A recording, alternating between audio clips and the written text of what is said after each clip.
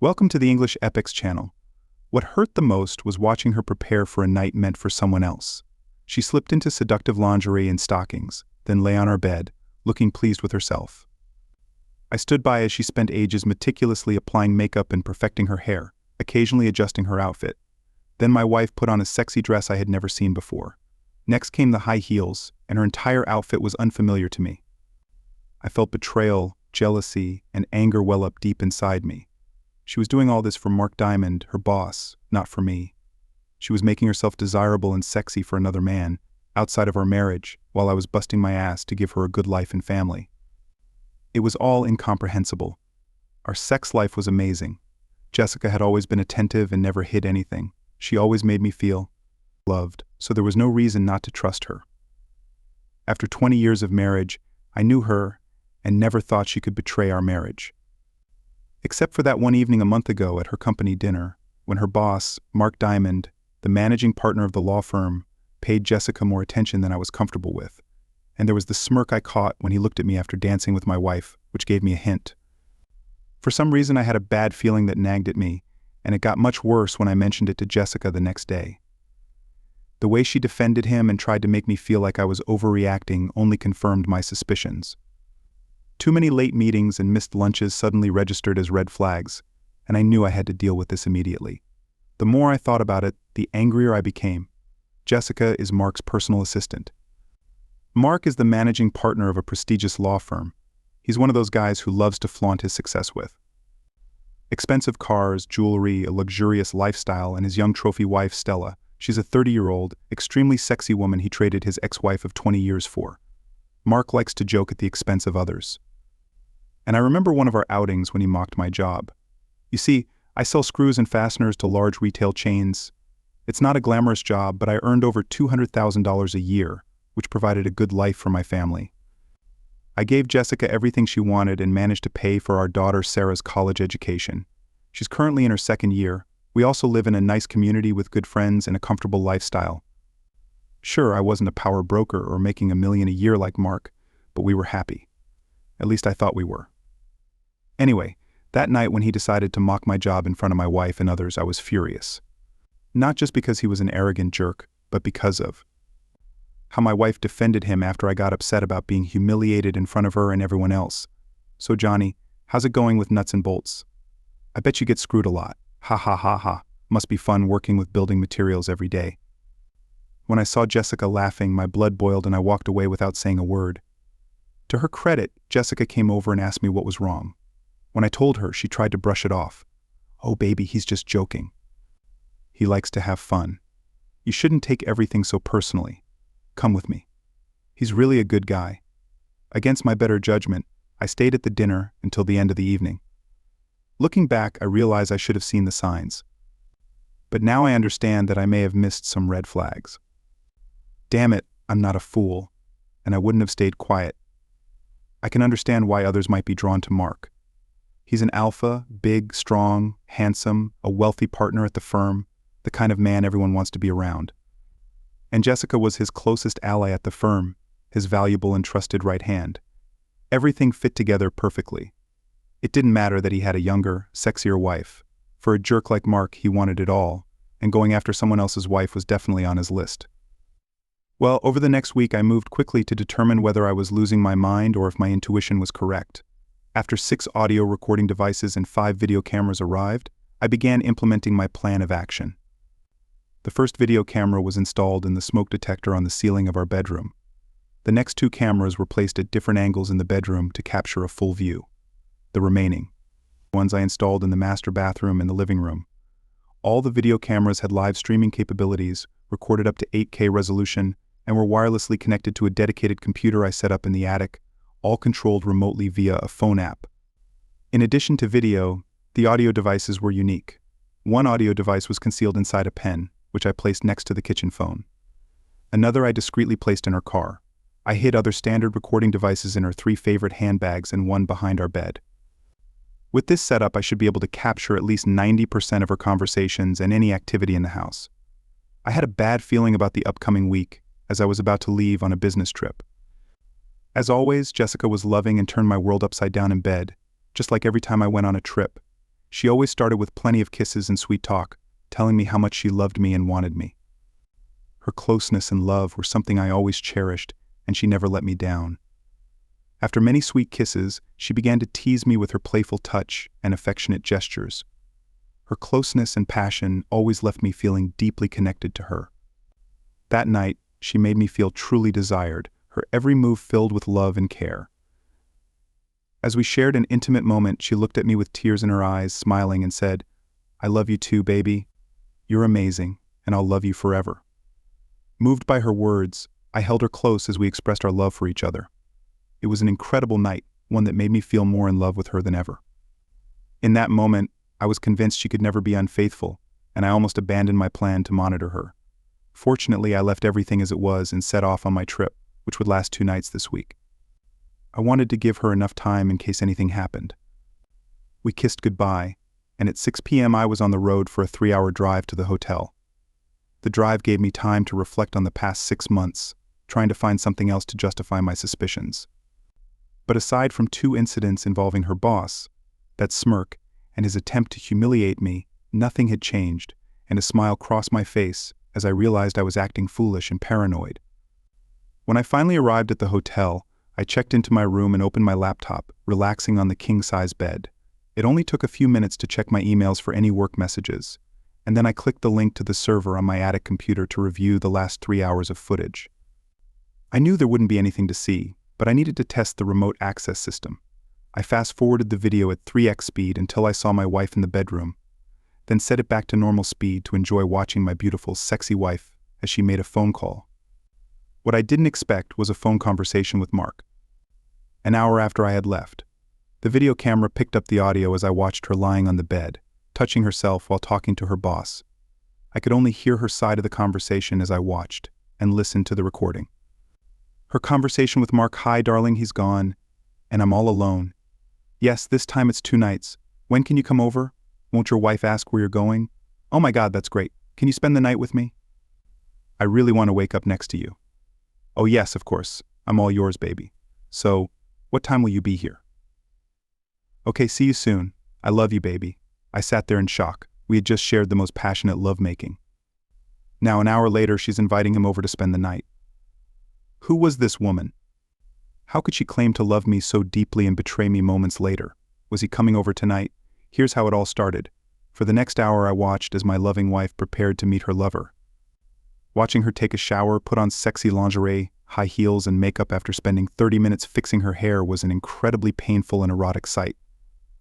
I had always known she was a sensual being, and when she dressed like that, she was stunning. The problem was, she never dressed like that for me. Anger and jealousy boiled in my blood as I realized she was doing all this for Mark, not for her loyal husband. It was too hard for me to believe. Was Mark really coming over tonight, or was this all a misunderstanding? That last question was answered a few minutes later when the doorbell rang and I saw Mark walk into my house and kiss Jessica deeply right in front of the camera in real time. I captured their kiss in close-up, and for the first time that night I vomited. "Wow, baby, you look stunning in that dress. I can't wait to rip it off your sexy body and make love to you all night," he said, eyeing Jessica with a wide smile. The exchange of words between them drove me mad, but that anger turned into unbearable pain when I saw her take his hand and lead him to our bedroom. The pain intensified as I watched her undress him while he stood there with that stupid grin on his face. He was a large man with a muscular body, abs, and impressive size. I watched with jealousy, rage, and anger, but for some reason I was also impressed by this jerk. Jessica behaved as if she were completely lost in the moment. She knelt before him, performing acts I had only ever imagined. To my disbelief, she did things for him that she had always refused to do for me. She had once told me that such actions were disgusting and would never happen, but for this jerk, she did both in less than 10 minutes alone with him. My head felt like it was going to explode, and now I was dizzy with rage and hatred toward this predator. After my second bout of vomiting, I watched and listened as they had sex for the next hour. Obviously, I knew my marriage was over, and I shouldn't have let it bother me, but their post-cuddle conversation was the most painful part of the night. The bastard started the conversation as they lay together in each other's arms. "So the little cuck is gone for a couple of nights. Good, you'll be mine for the next 2 days. I'm so happy you can stay the night, baby. You know, I've wanted to wake up next to you for so long. I love being with you, Mark. Yeah, and I'll love taking you over and over again, all night while hubby busts his ass. What an idiot. Be nice. Mark, I love him, and he's a good man. Then why are you sleeping with me? Mark, you're the sexiest man I know, and I love having sex with you. But we're both married, and we should just enjoy the time we can spend together. That makes sense. I enjoy sex with you too, but what I really love is how you make me feel loved and valued. You give me more love and affection than my wife or any other woman I've been with. For me, this is more than just sex. I just love the way you make me feel, Jessica. That part truly hurt because the love he was talking about was supposed to be only for me. But now I realized that she had shared her love with another man. I kept listening and watching as they cuddled, kissed, and talked. Does your hubby satisfy you the way I do, Jessica? He's a wonderful lover, but no, he's not like you. You do things to me that I can't explain. You know you promised me your ass tonight, and I intend to take it. You said you didn't give it to your hubby or anyone else, right? No one has taken my ass, Mark. But I'm nervous and scared that it will hurt. I'll be gentle, but I want to own your ass and have something your loser husband will never have. Mark, I've already let you do things with me that I'd never allow with my husband or anyone else. Isn't that enough? I sat there feeling sad, hurt, and with a deep sense of loss. I turned off the computer. I couldn't listen to this betrayal in my home and bed any longer. After several hours of sleeplessness and struggling with my anger, I realized that my future would be filled with pain and revenge. When I returned home, everything seemed normal, full of love and respect, as if nothing had happened. Jessica greeted me with tight hugs and lots of kisses. She acted as usual, as if nothing had occurred while I was away. Instead of the love I had always felt for her, now felt disgust and recoiled from her kiss. I put on an excellent performance and acted as normal as I possibly could. I gathered all the recordings and videos, made cloud backups for safekeeping, and created an encrypted file on my computer. Over the next 2 weeks, I made sure that every second Jessica spent with me was accounted for. I kept her busy and didn't give them the chance for quick hookups or late-night rendezvous. She even asked me when my next trip was planned. Clearly they wanted me gone, and one morning I overheard their conversation while she was driving to work. When is your weakling husband leaving town again? I'm not sure, but I'll find out. It should be soon, baby. Knowing this, I planned a one-night trip to ensure he would come over while I was away. The plan was taking shape. That same evening, while I was watching a movie on TV, my cheating wife asked, "Honey, when's your next trip?" I tried to suppress my anger and replied, "Sweetheart, are you trying to get rid of me? Do you have a secret lover who visits when I'm gone?" I said in a joking tone. She didn't miss a beat and showed no signs of guilt. "Don't be silly. I love it when you're home. I hope you don't have to leave, and I was just curious if your trips have been reduced." "No, sorry, darling. Work still requires me to travel.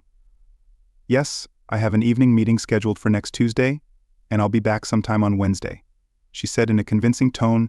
"I hate it when you leave. I wish you didn't have to travel so much. I miss you so much when you're not here." Then she came over, hugged me, kissed me deeply, and made me feel more loved than I can describe. When I realized she was giving that same love to another man, I wanted to scream and throw her to the floor. But I kept my composure and continued acting normal, knowing that next week my plan would be put into action. On Tuesday, I packed for my trip, and Jessica and I had our final session of making love. After tonight, there would be no more US. She kissed me wonderfully before I left that night, and I wondered if she noticed the sadness in my eyes as I looked at her for the last time. I saw her expression change and wasn't sure what she was thinking. Showtime. Instead of leaving town, I returned to my office and parked my car. Then I went back to my desk to work late, which wasn't unusual, and the few people who were there never questioned my presence. The video camera turned on as Mark entered my house and once again kissed my soon-to-be ex-wife tenderly. It was showtime. Turning off the video camera using the phone app, I placed my mobile phone in my desk drawer as I didn't want the GPS tracker to follow me during the trip. Quietly, I left the office, walked to the trunk of my car, and took out a folding electric bicycle. The electric motor allowed speeds of up to 30 miles per hour and a range of up to 50 miles without recharging. I put on a black hoodie, looked around to ensure no one noticed, and started the 12-mile ride back to my house. My idea for the bike was stealth. It allowed me to return home quietly and unnoticed within 20 minutes. I parked the bike behind the house and entered through the sliding back door, which I had set up to remain unlocked. Once inside, I stood still to ensure I hadn't been detected and listened to the sounds coming from the bedroom. After confirming that they were about to do it and my arrival had gone unnoticed, I went to the closet where I had stored a short-barreled shotgun and an aluminum bat and brought them to the bedroom. I carefully placed the shotgun along the wall outside the bedroom, took the bat, and quietly opened the door to the candlelight room. Since they were making so much noise during sex, they didn't hear a sound or notice a shadow as I crossed the short distance to the bed. My wife was lying on her back, wrapping her legs around his large body. I didn't hesitate and delivered a powerful blow to the side of his head. The dull sound of metal hitting flesh was drowned out only by the noise of the 250-pound beast collapsing to the floor. As he went down, I grabbed the shotgun and turned on the light. That's when Jessica realized what was happening. Looking stunned and in shock, she screamed, "Oh God, no, please no, this can't be happening." "Why are you here? You're supposed to be out of town." "Well, crap. A better question is why you're sleeping with another man in my bed." "Now shut up and pay attention." The big guy was semi-conscious, now sitting against the wall with blood trickling from a 6-inch wound caused by the metal bat. I watched him as he came to his senses and saw an angry man standing before him. "Damn, that hurts. Why did you do that, man? Are you kidding me? You're sleeping with my wife in my bed and you think I wouldn't react? What are you going to do?" he asked, clearly nervous, staring at the shotgun I had pointed at him. "Are you worried, Big? Man, are you afraid this toy will hurt you? I know you too have been sleeping behind my back, and tonight is payback. I'm going to kill you, Mark. Tonight you die," I taunted. I continued. "Everything you've been seeking will disappear, all for a little used adulteress. I hope it was worth it, you idiot. Man, if you kill me, you'll spend the rest of your life in prison. Screw that. We're all going to die tonight." How does that sound, idiot? I wanted to instill the fear of God in both of them, and of course I had no plans to kill anyone, but it was satisfying to see how terrified they were. I acted unhinged, scaring them both. Jessica was crying, curled up and trying to cover her naked body with a sheet. "Baby, please don't do anything stupid. I love you, I really do. Put the shotgun down, and let's talk this out." With a wicked grin, I pointed the shotgun at her. "Shut up. This is happening because you decided to find someone outside our marriage. Whatever happens tonight is all you're doing. Look at your weakling lover. He just pissed himself. I think you're just a little sissy. You're not really a man, are you, idiot? Maybe you need to wear diapers," I said, sounding like a madman, deliberately making them believe I was out of control. They knew they were in trouble and realized they had to calm me down or I'd kill everyone. The custom rounds in the shotgun were made of 25% salt and 75% capsicum resin, the active ingredient in pepper spray. I wasn't going to kill anyone, but I wanted to cause the bastard enough pain and possibly cause permanent damage to his dignity to last a lifetime. I wasn't going to go to prison, and I wasn't killing anyone tonight. But since no one knew that, I wanted to scare them badly enough for those emotions to linger and for them never to forget this night. After Big Mark recovered from the blow to his head, he got bold and decided to lunge at me and try to disarm me, which I had been expecting. As soon as he made his move, he exposed himself, and I fired the first round at his manhood. The blast was loud, but his screams were even louder. A cloud of capsicum pepper filled the air around Mark and seeped into the wound, from which blood was flowing. He couldn't see or breathe without choking, and the pain was unlike anything he had ever experienced. I was stunned when I saw what the blast had done to his. Damn, that must hurt. A few minutes later, as he sat there writhing in pain and bleeding, I explained how things were going to work. I gave the big man a kick to get his attention, all the while staring at my soon-to-be ex-wife. "Listen up, idiot, and you too, my cheating wife. I'm leaving in a few minutes, and you're going to drive this loser to the emergency room before he bleeds out.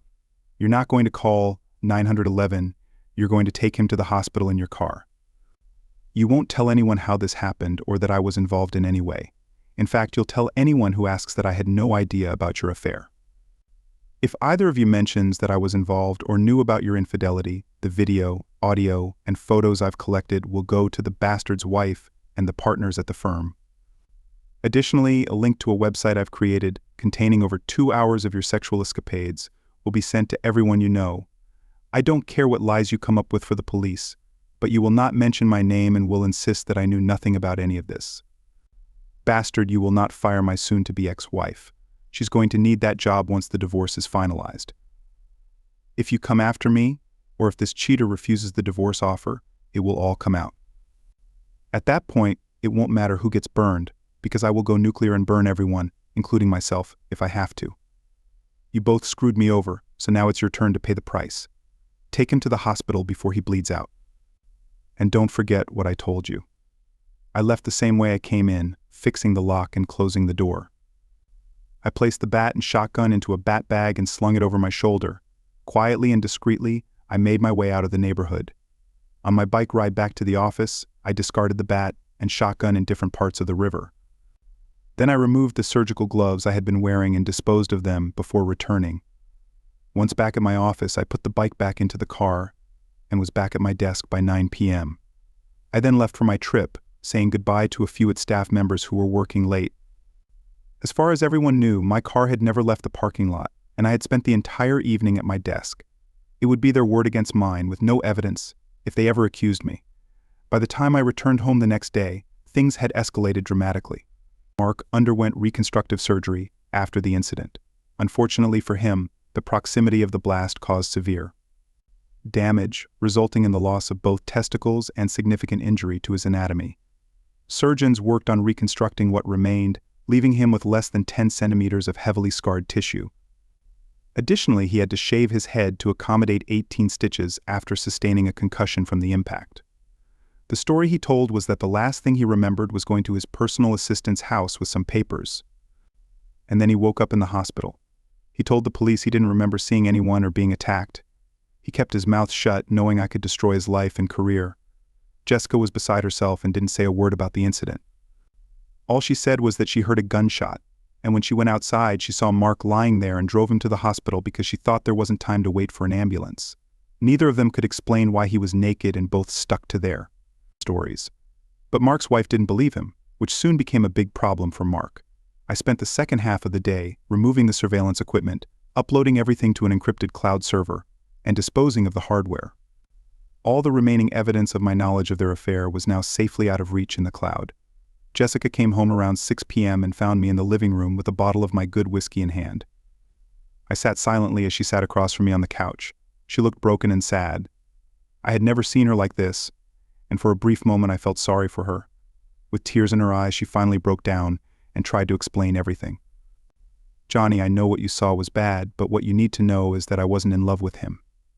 I know how it looked and what I said, and it must have hurt, but you know me, and after sex, I need a connection. I said all of that with you in my heart. It was all for you, baby. Every time you left, I hated being alone, and Mark could keep me company. And yes, it became sexual, but it was just sex. You have to believe me." My mouth hung open in astonishment at the nonsensical excuse she gave. Apparently she was sleeping with him while thinking of me. So many questions and so little trust.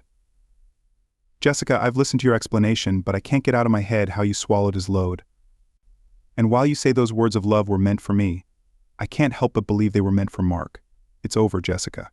20 amazing years thrown away because of your bastard boss and your infidelity. We'll both have to live with your actions for the rest of our lives. Thank you for the pain and suffering you've caused me. I'll always cherish that," I said sarcastically. "What do we do now?" she asked, tears streaming down her face. "Well, you and I are done. I'll never understand how or why you did what you did to me. I'll have to live with it forever. I'll never be able to forgive what you've done, but I'll keep my promise and won't expose your infidelity. Sarah and your parents will never find out that they have a cheater for a mother and daughter. I'll let you explain why we're getting divorced, but let me warn you, don't make me out to be the bad guy. If you do, it will end badly because I'll make sure everyone knows that you're nothing but a lying adulteress. I'm putting the house up for sale, and in the meantime, you need to find somewhere else to stay. Since you're the one who ruined everything, you need to move out. I'm not asking. This is what you will do. Let me know where to send the divorce papers. Sign them, and don't fight the divorce, or it will get painful for you and your lover." Crying into her hands, she tried to speak. "He's not my boyfriend, and I don't love him.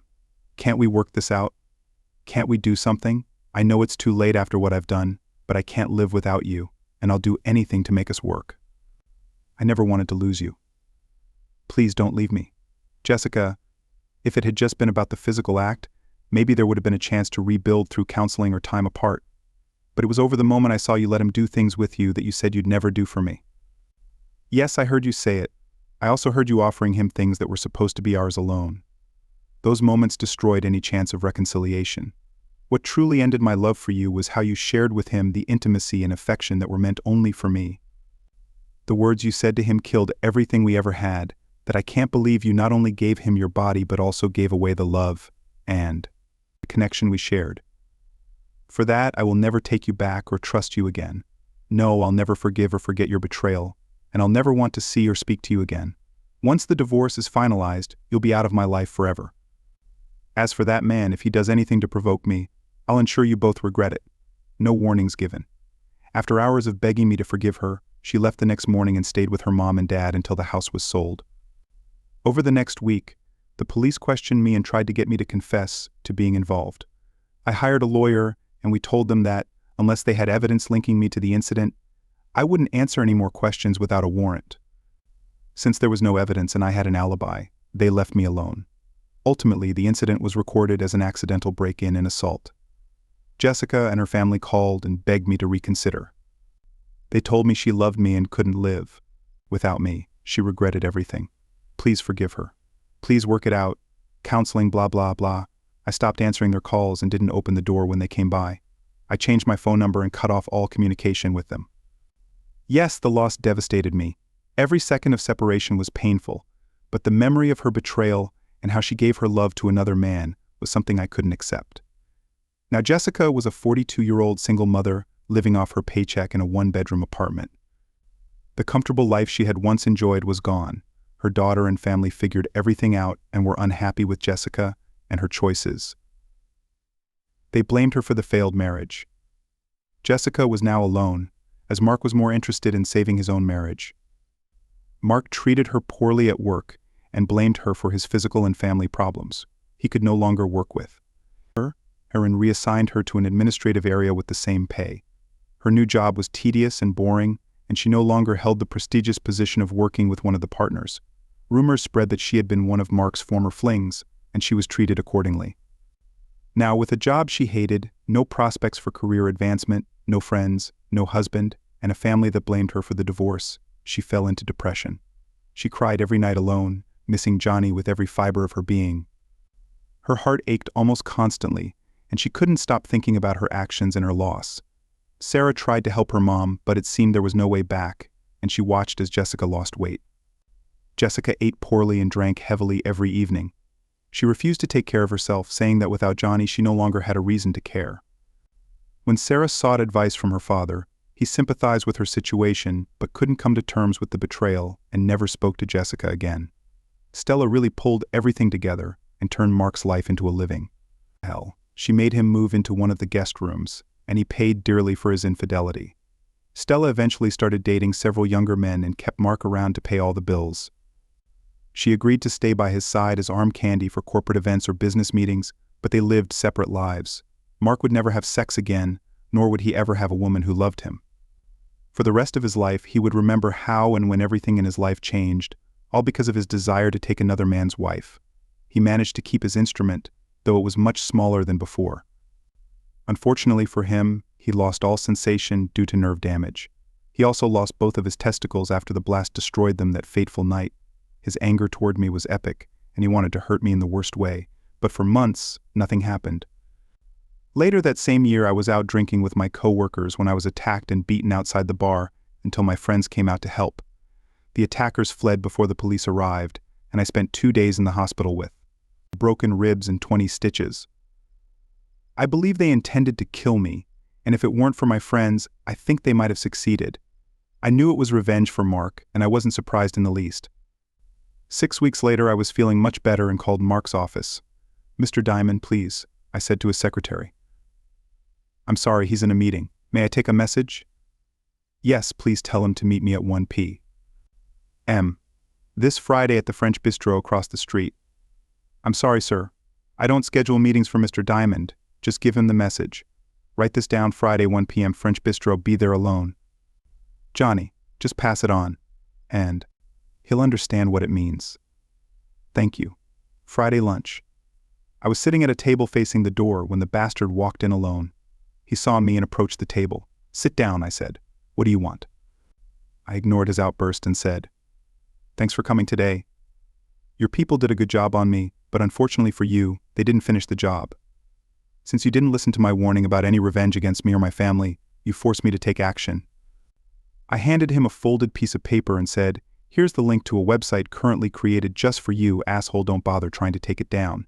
It's hosted in Syria with 3 backup servers in different locations. It's untraceable. Let me put it this way, you're screwed and your ass belongs to me. This is the address to the website. Check it out when you get back to your office." I've erased Jessica's face because she doesn't need to pay for your sins. She's already suffered enough. Now, after you view the website, I want you to think about how your firm will react to your actions, how your wife will respond, what your kids, friends, and relatives will feel after watching a 2-hour sex video. I plan to upload it to several popular sites along with your name, profession, address, and phone number. His anger was growing. "Listen, you've already ruined my life, and I'll never be the same again sexually. Just stop this, or I promise you'll disappear. That's why we're here today, Mr. Diamond. I want to end this. You took away the most valuable thing in my life, my wife. You destroyed our 20-year marriage, and I can't let you walk away free. I'm risking getting killed, as you put it, but I'm determined to get revenge for the beating your men gave me." "All right. Calm down. What do you want?" "2 things, non-negotiable. You will stop any revenge against me or anyone I know, including Jessica. You will transfer $1 million to this account by the end of the day Friday. If the funds aren't in the account by 9 p.m. Friday, I will take action. I know what you're worth, and I also know what I could get in a lawsuit. So this small amount I'm asking for should be considered a gift. If I agree, how do I know you won't destroy me anyway? I'm a man of my word, and you'll have to trust me. Let me put it this way. If you don't do this, there is a 100% chance that the website will become public by Saturday morning. You've been one of the most arrogant bastards I've ever met, and I hope you suffer for the rest of your life for what you did to my happy marriage." The money was transferred, we sold the house, and divided the assets. Jessica had enough funds to live comfortably if she continued working or found another husband. Mark kept her employed as part of our deal, but they were never close again. Jessica never remarried, rarely dated, and lived with the pain she had caused both men. She lost her marriage and the love of the man she wanted to spend her life with, and found herself alone and depressed. She passed away before her 50th birthday, a broken, sad woman. Only her daughter, Sarah, attended the ceremony to scatter her ashes. Johnny continued to work for a few more years before retiring to a small seaside town. He married a kind woman who satisfied him emotionally and physically, but he could never replace the special love only Jessica could give him. He never spoke to her again and only heard about her from Sarah, whom he adored. They talked every day and remained close, but Sarah rarely mentioned her mother, knowing her father still loved her and didn't want to reopen old wounds. Jessica's death saddened him, but also brought final relief from the deep sorrow he had kept locked away. Thank you for listening until the end. See you in the next episode of English Epics. Take care of yourself and your loved ones. Goodbye.